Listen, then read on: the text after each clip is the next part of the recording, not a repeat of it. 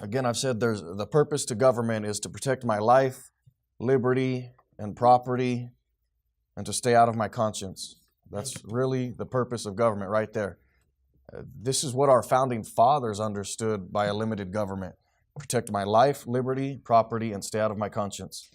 It's not government's job to take care of everything we do, of feeding us and housing us and giving us health care and all these things.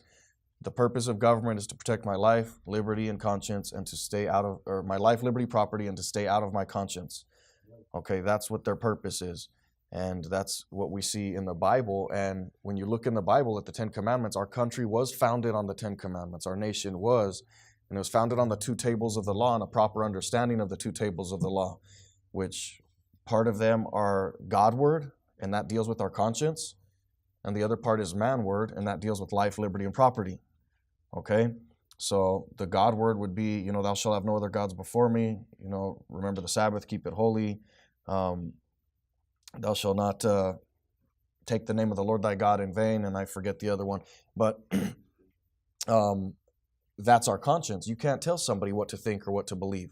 And God has given all of us that liberty. See, our founding fathers worded it like this. They said we have, how was it? I lost it. But certain inalienable rights have been endowed to us by our Creator. That means nobody can take them away. It doesn't matter where you live. It doesn't matter if you were born an American or not. These are inalienable rights given to us by our Creator. And that's what God is for every man. He's every man's Creator. And He's given us these inalienable rights that no one can take away. And one of those being you can choose which God you serve. So that's why I say if somebody wants to be a Muslim, they can be a Muslim. Go ahead. Your liberty, so to speak, stops with your religion when you try to harm my life, liberty, or property, or tell me what I have to believe. That's where somebody's liberty stops. So that's where if Islam says that, hey, this is how true Muslims to be, and you have to kill all infidels, well, you've lost your religious liberty. Your freedom of your conscience doesn't allow you to get to murder somebody else. It doesn't allow you to harm somebody else's life, liberty, or property. Does that make sense to you? Okay, so that's the purpose of government, all right? Those 4 statements. Government should protect our life, liberty, property, stay out of our conscience. Now, here's where we get to Romans 13. It says, let every soul be subject unto the higher powers, for there is no power but of God. The powers that be are ordained of God. And preachers, especially that don't understand Romans 13, they don't understand the two tables of the law, they don't understand liberty, will take this and say, no, you need to submit yourself to every ordinance of man, because that's what it says right there. Well, put everything in context. And that's what they don't do. And there's a lot of Bible that goes into this, not just the chapter we're in. But it goes on to say, verse 2, whosoever therefore resisteth the power, resisteth the ordinance of God, and they that resist shall receive to themselves damnation. Now look at this. Okay, here's the purpose. God's telling us this is the purpose of rulers, okay, or government, or the powers that be, the higher powers, okay? For rulers are not a terror to good works. Now that's written in the Bible, and the definition of good works is going to be defined by the Bible. Okay, they're not a terror to good works. So that means us going out and sharing the gospel, government is not supposed to be a terror to that. And Paul was living in a time when it was illegal to do that. Okay, they weren't allowed to do that. Christianity at the time was, at first it was seen as an offshoot, so to speak, of Judaism, and Judaism was an accepted religion under the Roman Empire. But when they realized it was something different, it became illegal. So it was something, maybe not at the time of Paul, but the Jews obviously didn't like it and they were against it. But later on, the Roman Empire came against it as well. So it says, rulers are not a terror to good works, but to the evil. Rulers are a terror to evil works. Okay, that's why we have rulers. That's why we have the death penalty. That's why it's protect my life, liberty, and property. Okay, that's what it is. When someone harms my life, when someone harms my liberty, when someone harms my property, this is when government steps in, the higher powers step in, and this is their jurisdiction. When they get outside of that, they don't have the ability to do that. They don't have it by God given to them, okay? So they're not a terror to good works, but to the evil. Wilt thou then be afraid of the power? Do that which is good, and thou shalt have praise of the same, for he is the minister of God to thee for good. So the power, if they're in the right biblical place, and protecting my life, liberty, and property, they are a minister of God to thee for good. Look at this. But if thou do that which is evil, be afraid, for he beareth not the sword in vain. It's a death penalty. That's what it's talking about. This is the purpose of government. We got government all out of whack. Government's running our lives now.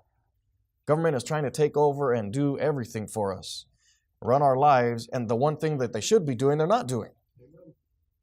I mean, they're promoting the murder of babies, but when somebody, baby's in the womb,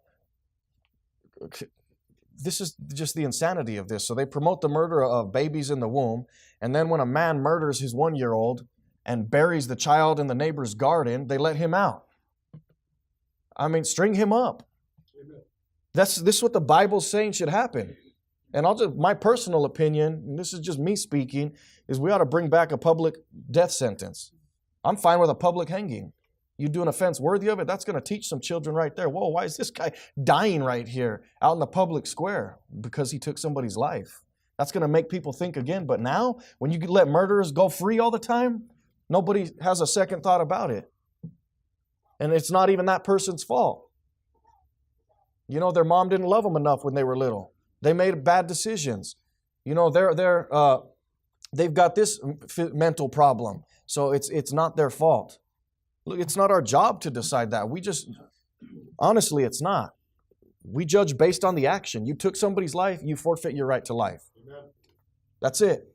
That's how it should be. That's the purpose of government. So if we could get back to that, but it only happens when we have a proper understanding of that. When God's people don't even understand liberty, how is the rest of the world going to? And as we get into this is why I encouraged everyone to be a part of the class on church history, because it's going to bring this stuff forth. And what it was Baptist thought, which is Bible thought, being preached, and that just flowed through people, and it gave us the liberties that we have, even the mindset we have today. The mindset of Americans still, for the most part, it's getting worse and worse, but for the most part, the mindset of Americans is liberty. Don't tell me what to do. It's different than the rest of the world has been used to being ruled and being told what to do. And it's no joke when they say the old world and the new world. There's a different mindset here because it was leaving the aristocracy, the monarchies that were in Europe. It was leaving that, and it was coming here with a Bible. It was coming here with a Bible, with liberty, seeking religious liberty. But they'd spent centuries of persecution, being persecuted for their liberty of conscience, for what they believed. Even coming into early America, they were persecuted. There was still a battle going on at the time of the Revolution to fight against having a state church. Many different churches wanted to take over. Amen. And they were fighting for it. In different states, it was even passed that this is the state church. Now, how many of you would like to be forced to have to pay to the state church that you don't even attend, that you don't even agree with their doctrines? They believe in infant baptism, and you have to give to that. You have to pay to support that minister through your taxes. I mean, that's what was going on then. But let me tell you right now, that's what's going on now with things we don't agree with. We're paying for abortion. We're paying for sexual reassignment. We're paying for all of that stuff. See, this was never the purpose of government. All this stuff is against our conscience, and we have to start saying something about it. Amen. They're going to call you a bigot and everything else. They're going to call you all these names. We have to start saying something about it. Now's the time. Right now, our New Mexico legislative session right now, they've got, I think, 5 bills that are all an attack on the Second Amendment. Right now. I just was looking at it this morning, just sent in my signature to the governor and several other people saying I'm against this and this is unconstitutional what you're doing. But we've got to start speaking out, even with our friends and family. In conversations we have, we've got to start saying something if we want the liberties that we have preserved. Because how long until they tell us you can't say that type of speech? That's hate speech. We're already hearing the words. So how long until they tell us you can't say that and they start bringing us before a court? Oh, they're already doing that. I forgot. That's right. You got the Christian bakers can't believe what they want. They're being forced to do something. By the way, that same Christian baker, the ACLU is filing another lawsuit against him. He just won at the Supreme Court level. He already won. The Supreme Court threw it out, said they can't do that. And the Colorado, whatever group it is, government group it is throwing another lawsuit against them with the ACLU. They're coming after this guy when they just lost at the Supreme Court. But they're already telling you what you can and can't believe. And by the way, this guy, he's made cakes for gay people, for transgenders. He's also refused to make cakes with other messages he doesn't believe in, like Nazi type stuff, hateful things against gay people. He's refused to make them. And he's made cakes for gay people before. He just won't make something with a message that he doesn't agree with. See, that's a wise person to me. That's thinking. You can't dictate what everybody believes, but you don't have to support what they believe. And you don't have to promote it. See, he has the ability, his liberty of conscience tells him, I don't have to do that.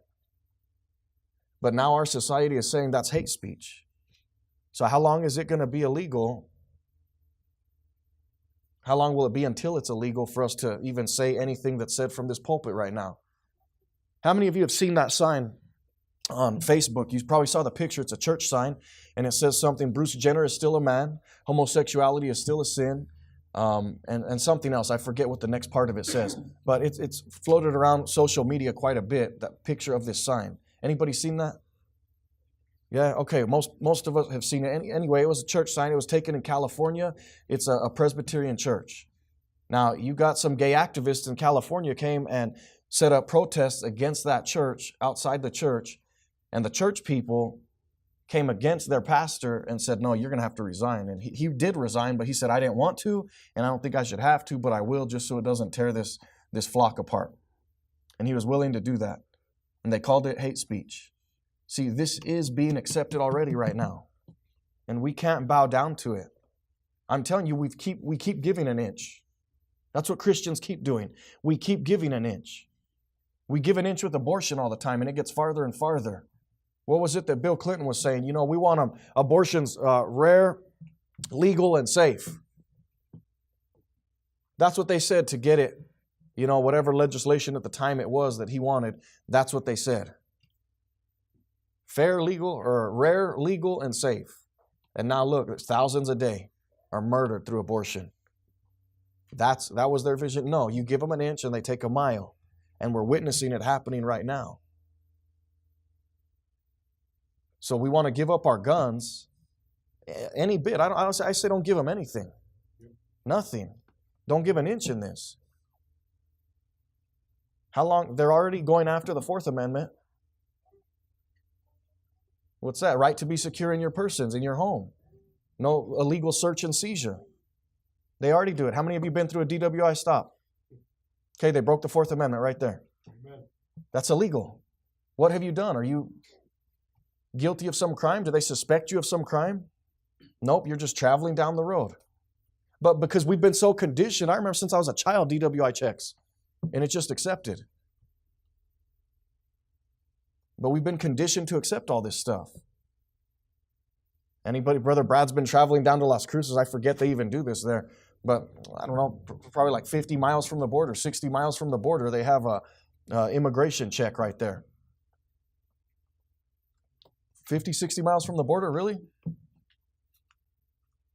How about you do that at the border? But what is it? It's illegal.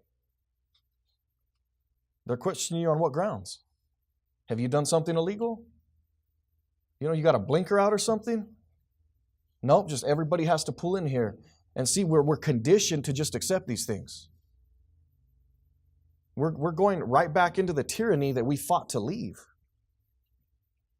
And I encourage all of us to look up, just go online and look up the Cycle of Nations.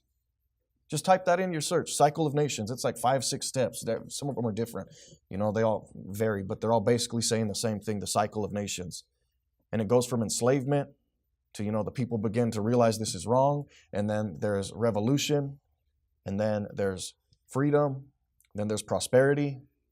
And then you start going back into tyranny, to losing your rights. And that's where we're at. We're going right back into what we left. Now they're telling us, you can't say this, you can't say that. Well, who gets to decide? Right now, the sodomites are the ones getting to decide what we can and can't say. Those are the ones that get to decide. What we believe is not politically correct today. And that's silencing most Christians. It's more than silencing Christians. It's getting them on the side of the sodomites. To begin defending them. This is not right. If we're a biblical people, if we are people of this book, we cannot stand for any of that. Amen. We have to stand against it and say that it's wrong and say that it's sin and say that they're going to go to hell. Because it's true. That, by the way, is love. Amen. That is true love. And that's what we have to do. If we truly first love Him. And secondly, if we love them, that's what we'll do. We have to stop capitulating to everything that they want. Stop giving in. Hold our ground. I think the Bible says stand fast. Stand fast, therefore. And that's what we need to do. We need to stand fast to the Word of God. We need to not give in. Because we are losing them. We're watching it being legislated away. We're watching our rights, the Bill of Rights, being legislated away. And those were put in place to stop a tyrannical government, a government that oversteps its bounds. How many of you want a government that can step into your house and tell you how to raise your children? Does anybody here want that? No. So why do we allow them to then? I mean, let me just get off on something here. We've been so brainwashed to think that you have to go to school. Who says? Honestly. That it's illegal for children not to go to school? Or to be homeschooled even? Who says they have to be educated? I'm not. Now, someone's going to take that and say, you're against education. No, a fool is against education. A fool is against learning. Okay, but who says we have to? That's my point.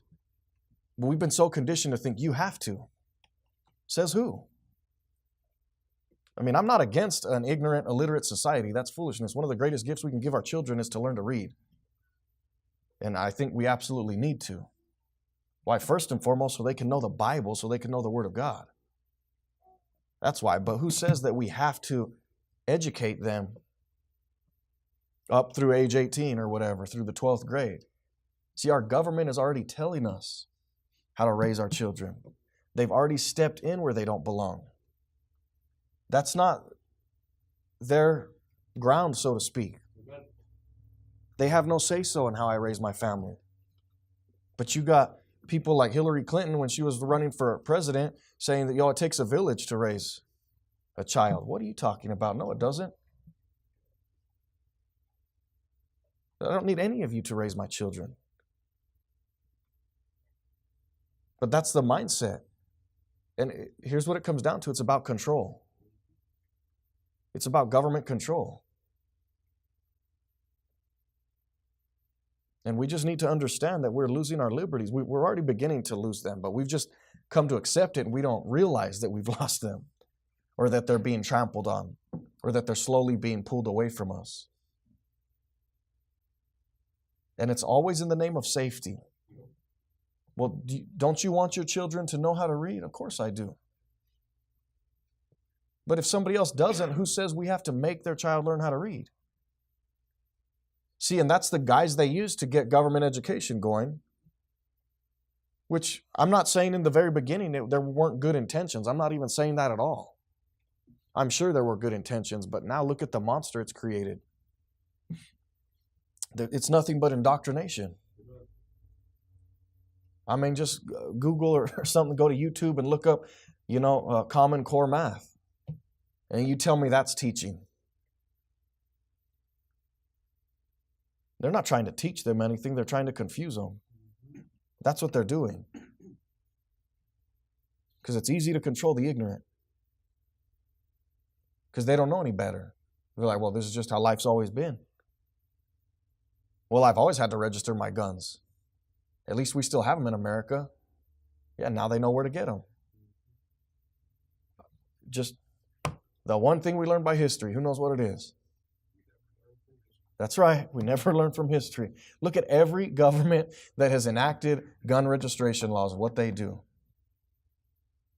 The number one killer of mankind in the 20th century was who? Government. But we can trust ours because they're all just godly, righteous people, right? See, this is what the wisdom of our founding fathers in giving us a Bill of Rights. Especially the Baptists are the ones that fought for that. There would be no Bill of Rights without the Baptists. Let me make that clear. They wouldn't ratify the Constitution, the Virginia Baptists, led by John Leland. They said, if there is not a Bill of Rights, you're not getting our support. It would not have gone through. They wouldn't do it. The Baptists said, no, we want a Bill of Rights. And that's why we have, the first 10 amendments known as the Bill of Rights. The liberties we have are a direct result of Baptist thinking, Baptist people. And we're giving them away when they fought and died for them, bled for them, were beaten for them. One other thing we have to remember is just because somebody says they believe in Jesus or God doesn't mean they do. I mean, look at the Church of England was the controlling entity of America. So they all claimed the name of Jesus Christ while they were burdening innocent people, taking their land, taking their livelihood, banishing them to the wilderness where the Indians were living. That's the other aspect of this. People don't realize because we have no discernment. Right, it was no different than what the Catholic Church did, because the Catholic Church, all the people that were killed during the Dark Ages, the Catholic Church simply says, oh no, that wasn't us. That was the monarchy or whatever it was, whatever country it was in. It was the government did that. That's a cop-out because you ruled the government. And that's the same thing that it was with the Standing Order Church. Is yes, they used the government, so to speak. The British soldiers were the one taxing and enforcing it. But what laws were they enforcing? Oh, paying taxes to the clergy. Supporting the state church. You having to be a part of that state church. And oh, you didn't bring your child to infant baptism. Why not? And now you're going to be kicked out. I forget the word they use for it. But you're going to be thrown out into the wilderness by yourself with nothing. And this is what they were doing. I mean, they'd send them out with nothing, the clothes on their back, in the middle of winter. Right. But that's how they'd send them out, because they didn't submit to the order of the government. The church, essentially. And the Baptists said, no, we're not having this. You're not going to get us to ratify this Constitution. We will not, the Baptists in Virginia will not support this. And they didn't until there was a Bill of Rights. And look up the Leland-Madison Memorial. John Leland and James Madison met together, and Madison promised, he says, if you guys will throw your support towards me, then I will guarantee that there'll be a Bill of Rights put into the Constitution. And that's what happened. And we're giving that away today. We're giving it away. We have to stop being blind to it.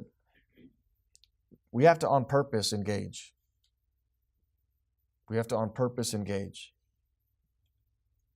Because if we just keep letting the things, bread and circus.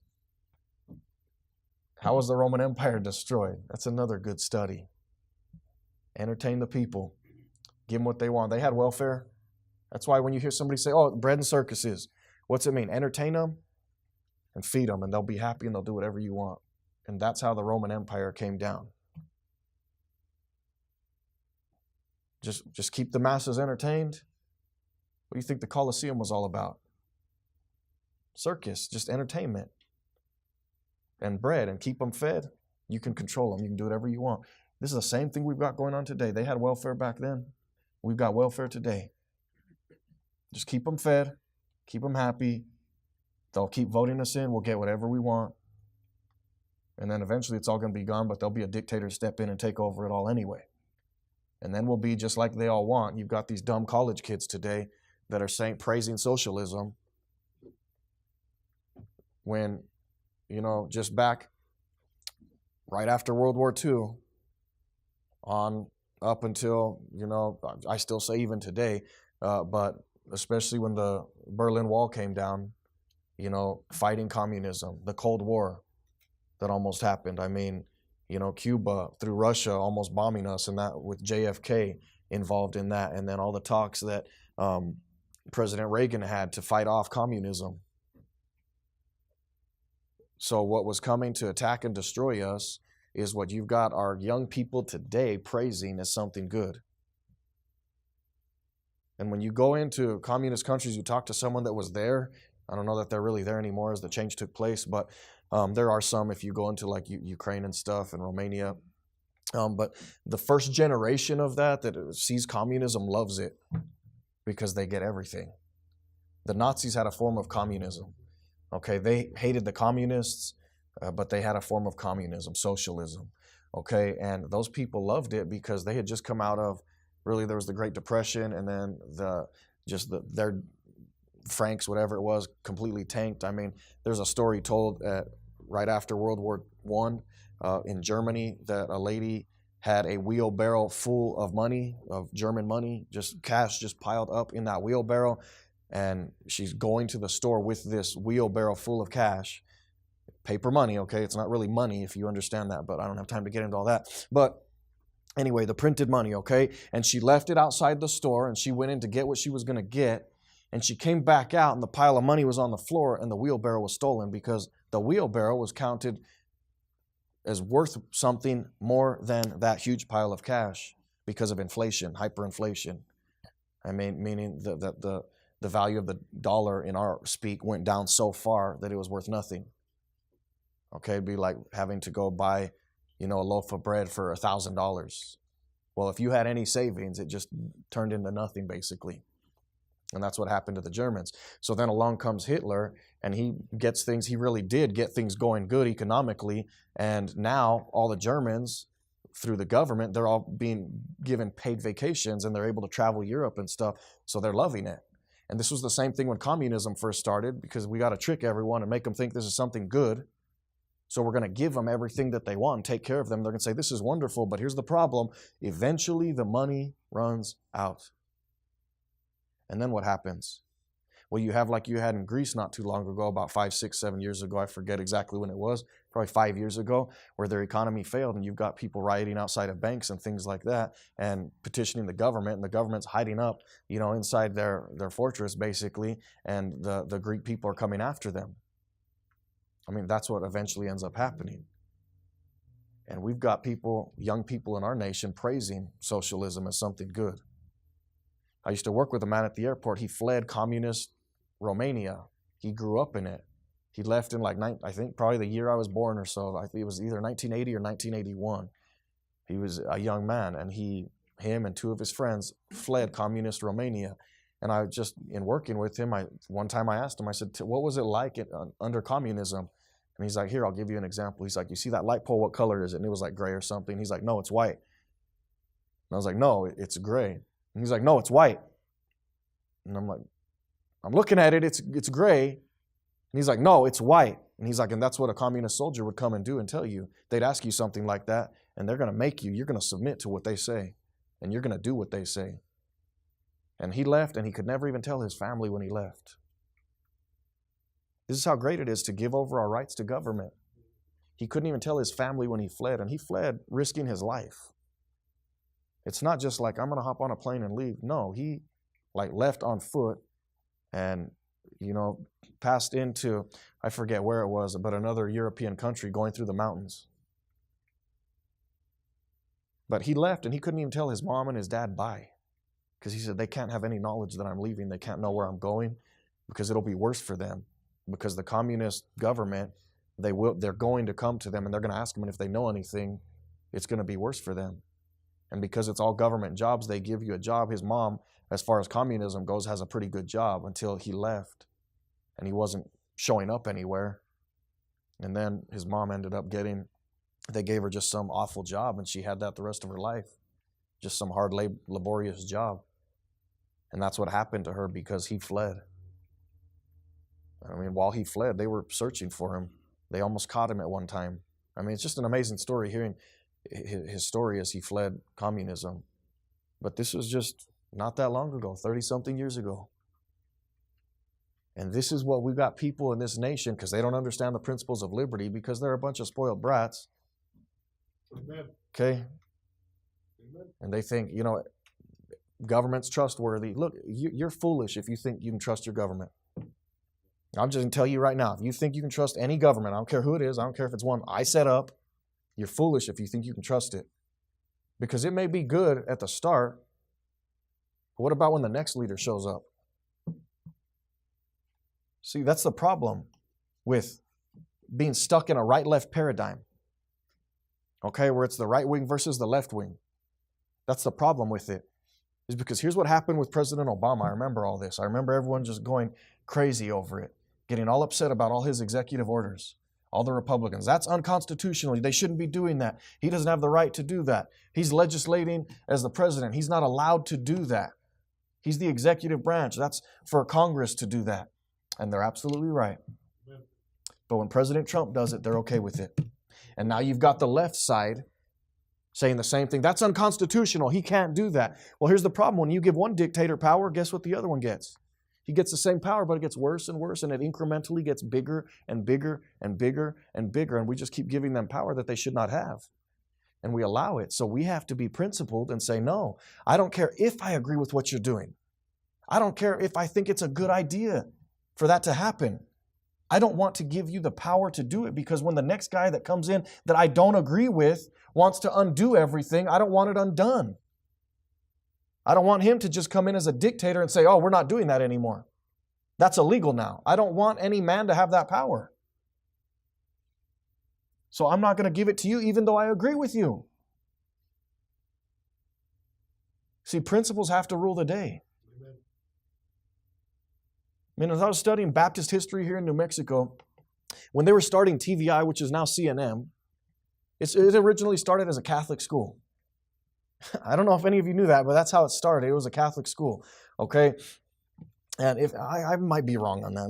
Let me go back and read it. It's been a few months since I read that. I may be mixing up some things, but I'm pretty sure that was right. Anyway, what you had at that time is you had New Mexico's, the state of New Mexico was wanting to support these private institutions of education, all sorts of them. And you had the Baptists and the ACLU working together. Now think about that. Because they both recognized that the government should not be supporting any type of religion. And we shouldn't be giving money for this institution or that. And now you've got Baptists today, so-called independent Baptists, that'll gladly take government money to fund their colleges. When just like 50 years ago, you had the Baptists, and these were the Southern Baptists, which they were landmarkers like we were at the time, standing against this and saying that's not right. Government shouldn't be supporting religion. Why? Because there's a separation of church and state. You say, where's that? It's not found in the Constitution. It's in the two tables of the law. When you understand how our government was framed, that's a separation of church and state. Now, it doesn't mean that the church, so to speak, doesn't influence government. That's what we want. That's us being salt and light. But it's us also understanding the principles of liberty and us not going in and passing a law that dictates everyone has to believe like we do. It also means that. It also means that if someone wants to immigrate to this country, they become an American. Amen. Okay? They become an American and they accept our Bill of Rights and the laws of this land. Because as Brother Brad has mentioned, when JFK was running for president, they asked him if, basically if he's a good Catholic. Because if you're a true Catholic, then your number one allegiance is to the Catholic Church. And that's a government, by the way. And they wouldn't, the ministers, I think it was in Texas, wouldn't support him because they said, your allegiance is with the Catholic Church. And he says, well, I don't really go by that. I'll follow the Bill of Rights and the Constitution. So honestly, no true Catholic can be an American. Amen. With that, no true Muslim can be an American. Amen. So are you going to renounce that? Because they do believe you kill the infidels. Well, that's against our Constitution and Bill of Rights because we have the First Amendment. It's a protection of those inalienable rights given to us by God. So you can't remain a true Muslim and be an American. And that's what it is. But that thought needs to get back out there. Liberty. People can believe what they want. And we need to protect the First Amendment, because it's through the First Amendment, the freedom of speech, that I can speak to you and convince you that I'm right and you're wrong, or vice versa. But that's where it's at. There's a dialogue going on, an open dialogue. And guess what? The whole purpose is because we disagree. So I may say something you think is hateful, and you may say something I think is hateful, and it's okay. See, when we understand the principles, then we can begin to see the application spread out beyond just what we believe, and everyone has to believe like me. And everyone has to believe like an American. Here's something that drives me crazy when they say, the Bill of Rights isn't for the Mexicans coming across. Like, you don't understand it then. You don't get it. They're inalienable rights given to us by our Creator. It's not an American thing.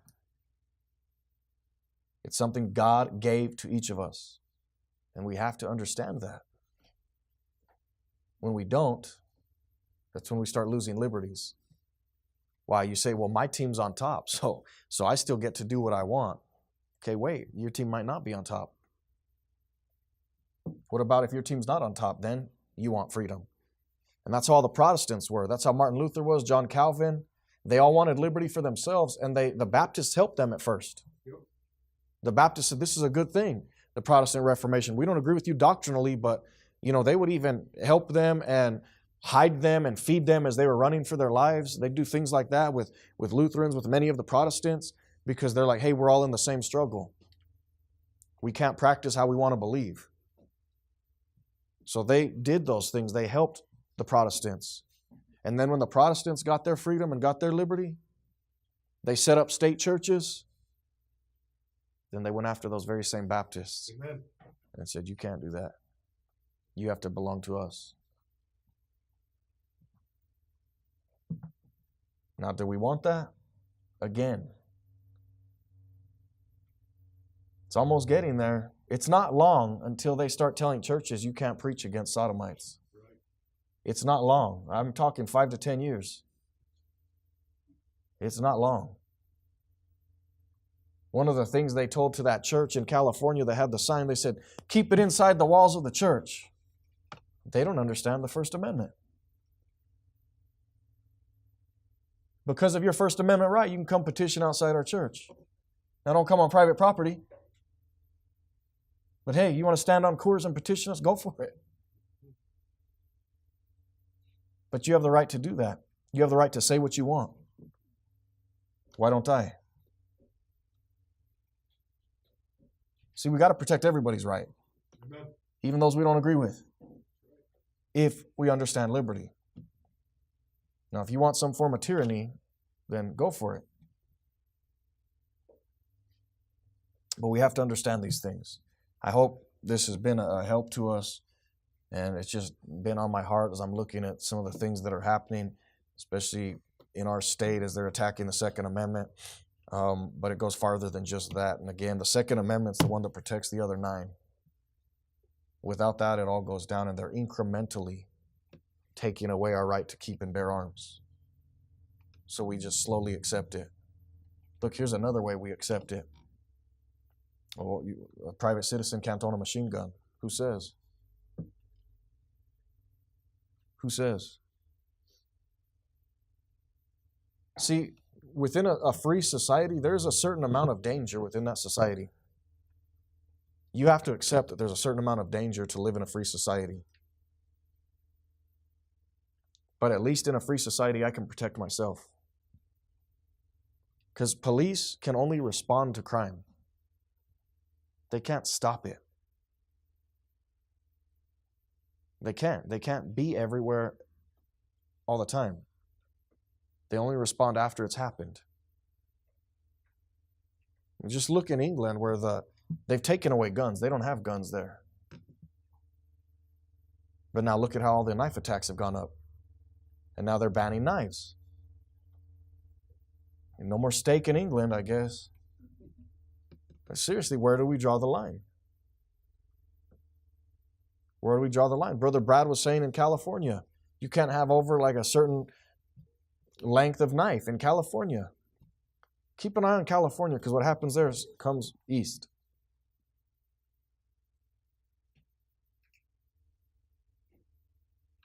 Who says I can't have a certain length of knife? They tell them in California, oh, you can only have a 10-round magazine. You can't have more than that. It's illegal.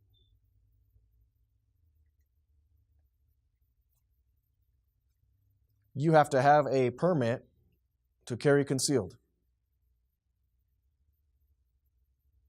I've got my permit. It's the Second Amendment to the Bill of Rights. I've got it. But because we capitulate and we give over to it, now you talk to so-called, I'm pro-Second Amendment guys. Talk to them and they say, oh, no, we need some, we don't want all kinds of crazy people having guns. There needs to be some sort of background check. So where do we draw the line, and who decides who's crazy? How about all our ex-military veterans coming back? They're not, in a foreign country they're competent to hold a gun, but not once they get back to America they can't. How about that? Where's due process in any of this? See, so much of the Bill of Rights is being violated with all these laws we pass that so-called liberty-loving people are accepting. And it's through incrementalism. It's just a little bit at a time. Hey, how do you cook a frog? Anybody ever heard that story? How you cook a frog?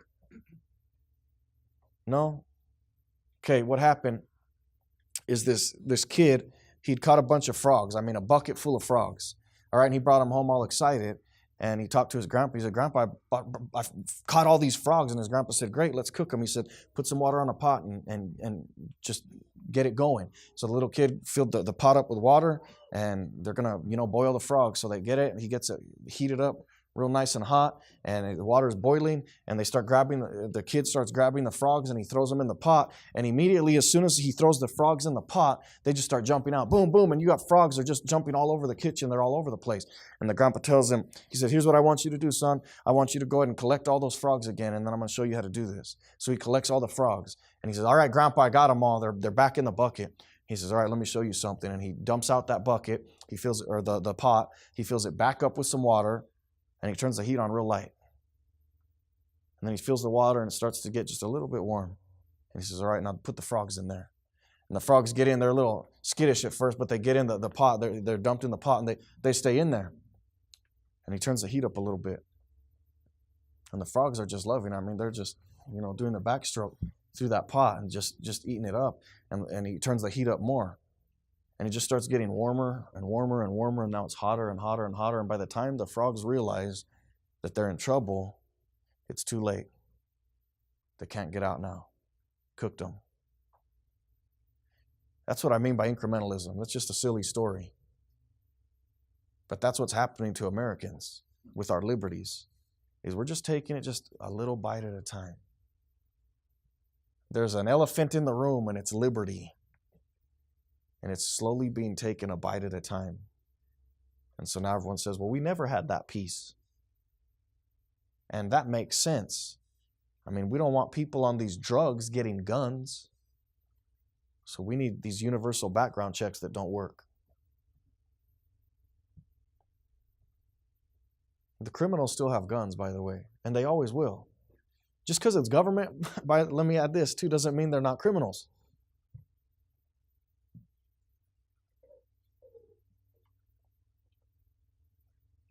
So we're just slowly allowing our rights to be taken, and it becomes normal to us. So our children are born into it, and it's just accepted. Property taxes. We were all born into that. So it's just accepted. It's been an accepted part of life. But you never own your property, ever. Never will you own it. It'll never be yours. Because if you stop paying it, guess what? Your government will come take it from you.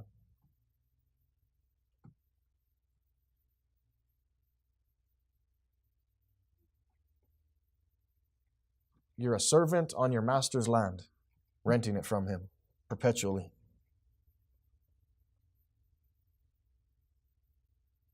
But we've just come to accept these things.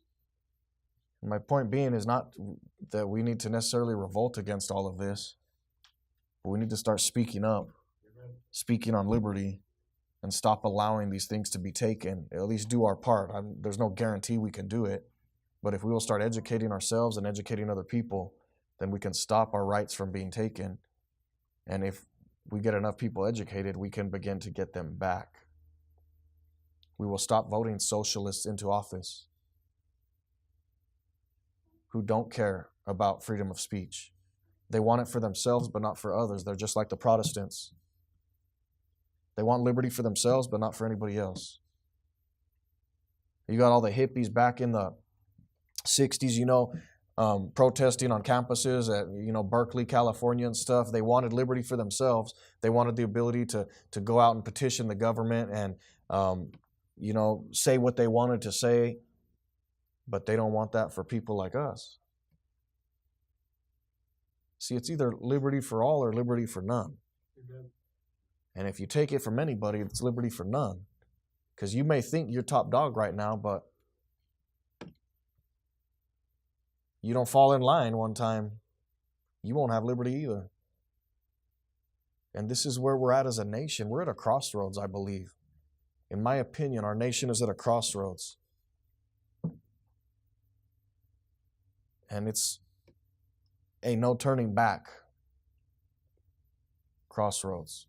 We're almost at the point economically, financially as a nation, and some have said we've passed it, and we may very well be past it, but we're almost at a point where there's no turning back from the national debt. Is probably the biggest security to national threat is our national debt. And we have a government that can't balance their budget. Federal government I'm talking about, but we can even go to the New Mexico government, and our governor just asked for a 38% increase in her office's budget. Bigger government, more spending. See, we're at the edge of the cliff. And if we haven't already fallen over, we're going to if we don't stop and turn back right now. So you've got all the right and the left, and the right's conservative, and they want, to rein in the government. Well, how come they keep spending so much? Don't tell me you're conservative if you want to spend our country into oblivion. The nonsense they'll put through on military spending bills so they could just pass it because, we have to support the military. Our national security, while you're destroying our nation financially. What are we going to do when there's a collapse, when the dollar collapses because it's so weak? Everything you've saved, it'll be just like Germany. You can have a truckload of money and it'll be nothing because there's no value to it. That's where we're at right now. We're on the edge of that. And none of us understand what that life will be like. We'll go from a first world nation ruling this world to a third world nation. Like that. It'll happen that quick. Our lives will be turned upside down in an instant. In an instant. I recommend a book for all of you to read. If you can get a copy of it, get it. It's not that much. The book isn't very long. It's by Erwin Lutzer, and it's called When a Nation Forgets God. And he goes through and he looks at what happened with the Germans and how Hitler was able to take power and all the setup of it. And he parallels it with the United States. It's a good book. It's a quick read. It'll kind of introduce you to some of this stuff. When a Nation Forgets God by Erwin Lutzer. We've got to do something. We have to demand a limited government. That our government stops spending into oblivion. It's our money. I hear liberals all the time crying about, taxes are going up, because you guys keep wanting more stuff. And I don't care if they say they're a Republican. I'm talking liberals. There's liberals that want all this free stuff. Our children need to be fed in school. Back up. Should they even be in school? Again, it goes back to what I first said. Should they even be there? And who says it's our job to feed every child that's out there? It is not the government's job. But here's part of the problem is that government has has tied the hands of churches that they can't even do it. I'm not saying I'm for the Catholic Church, but I remember a few years ago, the Catholic Church used to have like a Christmas dinner where they would feed the homeless that would come in, and it'd just be the ladies of the church would make a bunch of pozole, and they would give it to the homeless that would come in. They'd feed anybody that came in, they'd feed them a bowl of pozole. Well, our wonderful city government came in and shut them down, said you don't have a permit to do that. So they're forcing people to be dependent on government. But it's all in the name of safety. Well, we haven't checked if the temperature of that food is right and if there's sanitary conditions. It's always in the name of safety. You can't build that on your own property. What if it's not to code? What if it's all in the name of safety? That's what all that's about. It's not safe. Well, if I want to put my family in a shack that'll collapse on us and kill us, leave that up to me. You don't have your seatbelt on. Here's a $100 ticket. Do you ticket the motorcyclists? I'm just curious. That doesn't make any sense to me. You're driving in a car, you have to have a seatbelt, but you can drive on a motorcycle that goes way faster than cars, gets up to speed way faster than cars too, maxes out top speed way faster than cars, 200 plus miles an hour on a lot of those bikes. You don't have to have a seatbelt on that. We see the hypocrisy. See, it's not about safety, it's about control and money. But it's about controlling us. But you see what? You don't want people safe? Oh, you want your children in a car accident to die because they don't have their seatbelt on? No, I don't want that. But I don't need you telling me that I have to do it. You going to tell me how I have to raise them too? What they have to believe? You see what I'm saying? We've got to stop giving in to all this. I hope we have learned something today. I speak on this stuff quite often. I'll mention just things, but every once in a while I'll pull aside and we'll just have a whole message on it. And we need it. We need it. And again, the foundation for all of it is the Bible. You shall know the truth, and the truth shall make you free. This is where true liberty comes from. This is why the First Amendment is so important, so we can give people true liberty. But again, God didn't force you to believe, contrary to what the Calvinists say. God didn't force you to believe. You chose of your own free will. God allows every one of us to choose of our own free will. See, if Calvinism is right, man, then the Presbyterians are right. Let them run government. Because that's what they want. That's what they want. They want to take over and set up a theocracy under their style of church. Baptism brings you into the federal family. It's baptism. Baptism saves you. Baptism is what forgives your sins, is what washes away your sins. And since you don't have a choice anyway, God has already predetermined what it's going to be. God has already declared what it's going to be. Well, this is what it's going to be. So since we don't have a choice in salvation, you don't have a choice in choosing God, why shouldn't you be under a theocracy run by the Presbyterian Church? See, all of it goes hand in hand. State church, repression, tyranny, it all goes together. But God told the Israelites, choose you this day whom you will serve. Choose you. You don't have a choice, but choose. That makes a lot of sense, doesn't it? You don't have a choice, but choose. I've already chosen for you, but choose. I just put that in there to make you think you have a choice. No. God's given all of us the liberty of conscience. We get to make that choice. We can completely reject God. Jesus said, I wanted Jerusalem, Jerusalem, I wanted to gather you under my wings, but ye would not. See, God allows us to choose Him or reject Him. And because each of us will stand and give an account before God as individuals, no parent can answer for their child, no husband for their wife, no government for their subjects. We have a liberty of conscience. I don't care if you're under a communist dictatorial government that says you have to worship this way. You need to reject. In China, just last week, I know I keep going off on stuff, but in China, just last week, I read a report that the government came into one of the churches there in China, and they had the 10 Commandments listed, and one of the government officials, the top guy in charge, went up and he read it. Pastor standing in the pulpit, the government official goes up in front of everyone and reads it. He says, "Thou shalt have no other gods before me." He says, "No, that's not true. Take it down."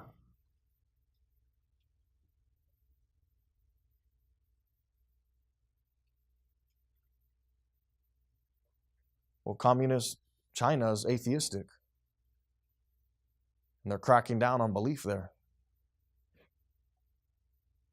At risk of life, liberty, and property is what's happening there in China. And who's the perpetrator of it all? Their government is the one taking their life, liberty, and property. But here's the thing, God doesn't care. I mean, I'm not saying He doesn't care that that's happening, but He doesn't care as far as if you say, well, this is what I was under, God, I had to submit to the government. Plus Romans 13, I had to take down the first commandment, and now there's only 9. I had to accept that because they would have put me in prison. I wouldn't have been able to feed my family. My children, wife would have starved. I had to, God. And God says that doesn't matter. You had a liberty of conscience you chose, and you chose wrong. There's wrong choices we make. Choose you this day whom you will serve. See, the whole time the Israelites were in Egypt, they were still expected to serve God. Do you know that? Still expected to serve God. When they went into their Babylonian captivity, God still expected them to serve Him. Amen. Hey, when the Jews at the time that Jesus showed up came and said, hey, you can't preach in the name of Jesus anymore, they were still expected to serve God. Even after they took their beating, they were still expected to serve God. They could have said, oh, we can't do that. Look, they just beat us. Next time they're going to kill us. God still expected them to serve Him. And He still expects us to serve Him. Even at risk of losing a job. I'm telling you, are we seeking first the kingdom of God? That's what it comes down to. Are we seeking His kingdom first? Seek ye first the kingdom of God and His righteousness, and all these things shall be added unto you. There's going to be no excuses on Judgment Day when we stand before Him. Say, but you didn't understand my situation. I think He did. See, He was tempted in all points like as we are, yet without sin. Whatsoever is not of faith is sin. If you're saying, I got to do this because I have to take care of my family like this, look, that's sin right there if you're not trusting God. I'm telling us men especially, I don't know when the day's coming, if it's coming. It looks like it's coming to me, but I hope not. I pray not. Where when we stand for what we believe, we'll be sent to prison or killed. Usually it's going to be prison first and then murder starts coming later. But we're going to have enough faith to say that I'm willing to stand for God and trust that God will take care of my family. And that take care of doesn't always mean what we think it means. We have to have the faith to do that, though. Whatsoever is not of faith is sin. I'm telling you, it costs something to serve God. When we're not willing to even give Him anything right here, right now, when the persecution hits, just give it up. Just stop coming. If you won't even serve Him now, just stop. So is that what you want, Pastor? Of course not. I want you here sold out, dedicated. But do it now when you have the liberty to. Do it now. What excuse are you going to have now when you have the liberty to? If you die and stand before God, what excuse would you have right now for not serving Him? I'm not just talking about just coming to church. I'm talking about serve Him. Amen. Live for Him. Be salt and light for Him. We need to live for Him right now. This is how we can have the most impact in this world. This is how we can turn this thing around. Is by us living it, by us teaching these principles, by us engaging people in them.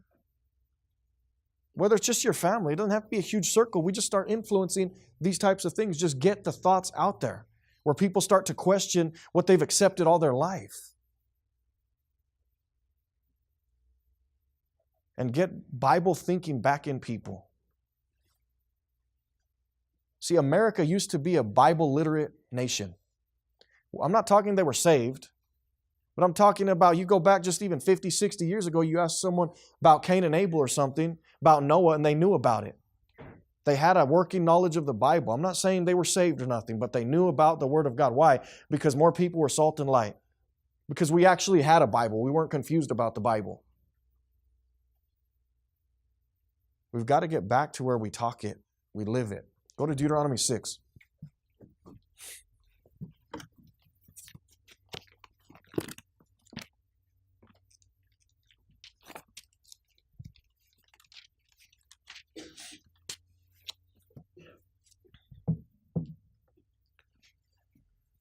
Deuteronomy 6:4. Hear, O Israel, the Lord our God is one Lord, and thou shalt love the Lord thy God with all thine heart, with all thy soul, and with all thy might.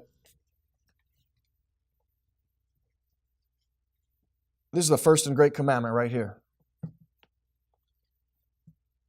To love God with all thine heart, all thy soul, and all thy might. And these words which I command thee this day shall be in thine heart, and thou shalt teach them diligently unto thy children, and shall talk of them when thou sittest in thine house, when thou walkest by the way, and when thou liest down, and when thou risest up. And thou shalt bind them for a sign upon thine hand, and they shall be as frontlets between thine eyes, and thou shalt write them upon the posts of thy house and on thy gates. This is how we're to live. Just talk about it with your children. Don't be ashamed of it. Don't be embarrassed of it out in public. You know, your kids ask you, you're standing in line at the grocery store, hey, what's wrong with this beer? Tell them. Tell them. Loud enough for other people to hear. Tell them, son, the Bible says that that's poison, that it kills people, that it's a mocker, that it's raging, that turns men into wife beaters. Tell them that stuff. Turns women into whores. Tell them. Unless we're ashamed of God. Unless we're ashamed of His Word. So we teach our children, and this is for all of us, not to be ashamed of Him.